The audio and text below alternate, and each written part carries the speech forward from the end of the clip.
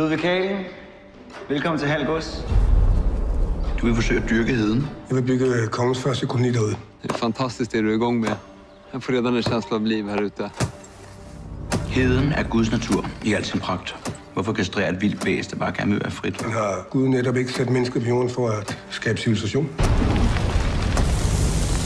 Gud er kaos. Livet er kaos. Nej, krig er kaos. Men vinderen er den, som kan finde ud af at kontrollere kaos. Det er min jord. Det er kongens jord. Jeg arbejder for kongen.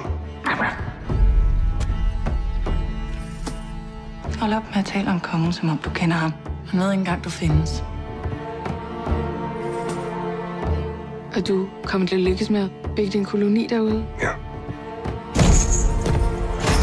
Hvis du bekriger ham, så risikerer du alt.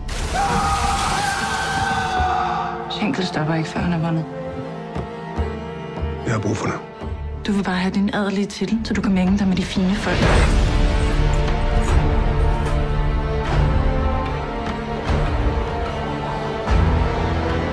Jeg må væk herfra.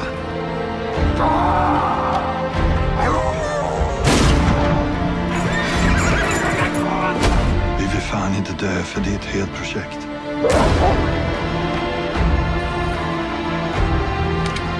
Hold dig væk fra heden.